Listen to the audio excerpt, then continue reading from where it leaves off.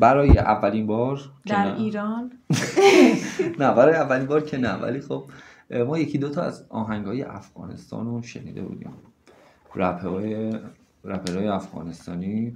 ولی الان یه چیزی متفاوت از افغانستان داریم، اونم این که سرود ملی افغانستان.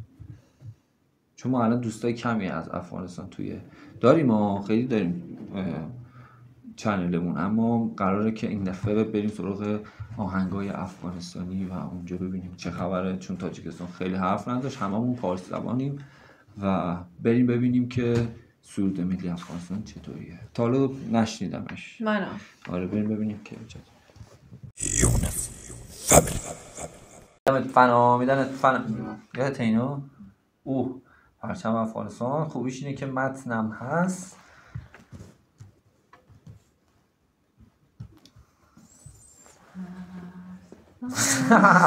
سر زده. Let's go. ببین اول نگاه کن پرچم این نگاهی بندازیم. خب اینجا نوشته لا اله الا الله محمد رسول الله. این از اون پایینش نوشته افغانستان. این پرچم این فکر کنم اینجا کیفیتش درست نیست، ولی روزه عددشو نمیبینم، ولی فکر کنم 1298 باشه. برو بریم. سرود ملی افغانستان. خوبه پایینش فارسیه، بالاش به یه زبونیه که این زبون چیه؟ نمیدونم زبونش چیه. زبونش چیه؟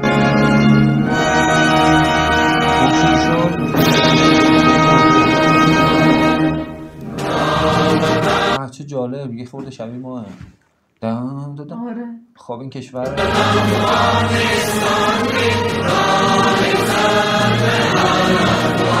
این چه زبونیه داره؟ مثلا پشتوه یا هزاره است یا پاکستانی یا نمیگم پاکستانی، مثلا چه اسم زبونش چیه؟ میهن صلح جایگاه شمشیر. چه دارک. میهن صلح جایگاه شمشیر. یعنی یه ملت برنده هن. ملت جنگجو. اما نه نمیدونم خیلی خوب این فلسفه میتونه داشته باشه. میهن صلح جایگاه شمشیر. هر بچه‌ای قهرمان دی. چه جالب. قهرمان دی ترکی. باور کن قهرمان دی یعنی قهرمانه تو ترکی، توی زبان ترکی قهرمان دی یعنی قهرمانه. هر فرزندش قهرمان است.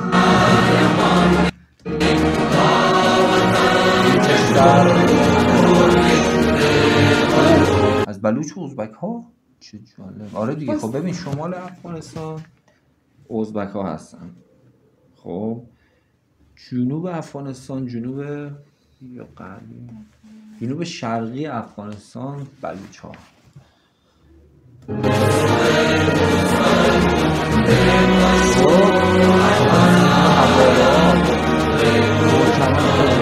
تاجیک هم هستن. خب بازم شمال و ترکمن هم شمال فکر کنم شرقی. ولی خب یه چیز بگم، این چیزی که داره میخونه این زیرنویسونه، یعنی میدونم آره خب معنی اونه.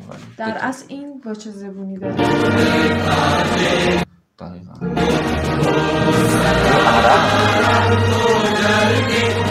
مگه عرب هم داره؟ عرب کجاشه؟ همون آخه دورش الان کشور عربی میتونه نورستانی نمیدونم کشور عربی داره.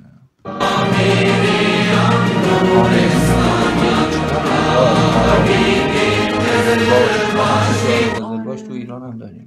البته یکیش زندانه. قزلباش.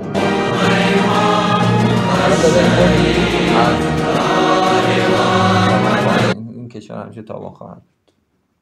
امیدوارم که واقعا اتفاقی خوبی برای افغانستان. ما تو ایران زیاد داریم و مخصوصا الان اتفاقی که افتاده یه خورده دردناکه. میدونی چی میگم؟ ولی خب نمیدونه آدم چی بگه. خب چرا ولش مثلا این بحثش طولانیه، ولی خب من راضی نیستم از این اتفاقی که داره میفته و دارن همه رو با هم میکنن بیرون. یا اینجوری یهویی اصلا نمیشه کارو یهویی بکنه. به نظرم امیدوارم که در آینده همه کشورهایی که داره بهشون ظلم میشه به آرامش برسن. دقیقا. آره واقعا خیلی من خودم دوتا و به نظرم این از این ریشه میگیره که آدما با هم خوب باشن، ملیت و فلان و اینا براشون مهم نباشه، هیچ چی میگن؟ تناوب دعوا. آره هیچی نباشه. واقعا نباید این کارو بکنید. یه چیزی که چند سال طول کشیده، مثلا تقریبا خیلی‌ها. 20 سال طول کشیده که این آدما توی ایران جمع بشن. نمیتونی تو یهویی همه اینا رو یهویی با هم بیرون کنی. تو باید خودتو درست کنی. اونایی که حالا مدارک ندارن اونو برن، ولی اونایی که مدارک دارن بعضی موقع اذیت میکنن.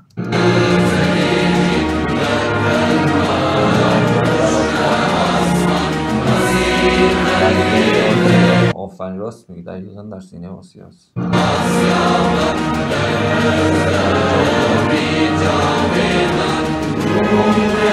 ما رهبر، نام حق است ما را رهبر.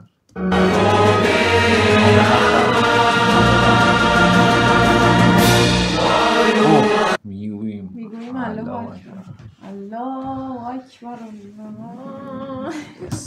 اسلام همه جا رفت. من با این یه تیکش موافق نیستم. الله اکبر.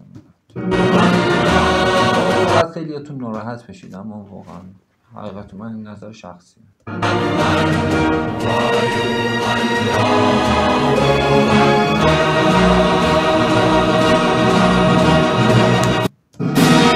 خب این هم از سرود ملی افغانستان. خیلی حرفا توش بود و کلی از نژادهای کشورش صحبت کرد و خیلی نژادهای جالب و نزدیک به ما داره. تاریخ نزدیکی داریم با هم، همه قبلا توی مرز و بوم زندگی می‌کردیم، تاجیکستان، ایران، حتی ازبکستان. یه مقدارش حالا نمیدونم دقیقشو، ولی خب من میدونی با چی مخالفم. حالا شاید نظرتون رو کامنت کنید. من میگم مثلا حالا کاری ندارم، اسلام هم دین خودش دوستشون داره، هر کی دوستش داره، ولی به نظر من ما این چیزا باعث شده که عقب بیفتیم. این که برید دنبال چیزی که نیستیم.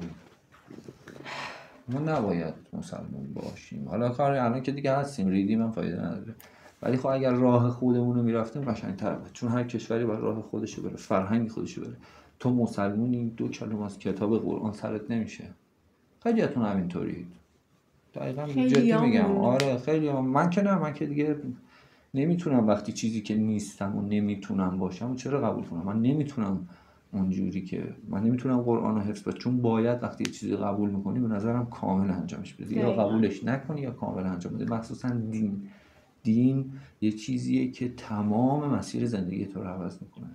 اگه نمیتونی بری خرابش هم نباید بکنی. خداوند به ما عقل بده که به این چیزا فکر کنیم. نمیخوام سرتون رو در بیارم، ولی در کل نظرتون رو راجع به این موضوع هم برام کامنت کنید، بگید نظر شما چیه، ما راه اشتباه میریم یا نمیریم فلان. خیلی خوشحالیم که تا اینجای ویدیو همراه ما بودید. حتما یادتون نره که کانال ما رو سابسکرایب کنید، لایک کنید، زنگوله رو بزنید. از این بعد قراره ویدیوهای افغانستانی خوب بذاریم. آهنگای خفنی هم که جدیداً پخش شده رو و ترند شده رو حتما برای ما کامنت کنید، بریم ببینیم که چیکار کردن. خیلی دوستتون داریم. تا ویدیو دیگه، خدا نگهدار.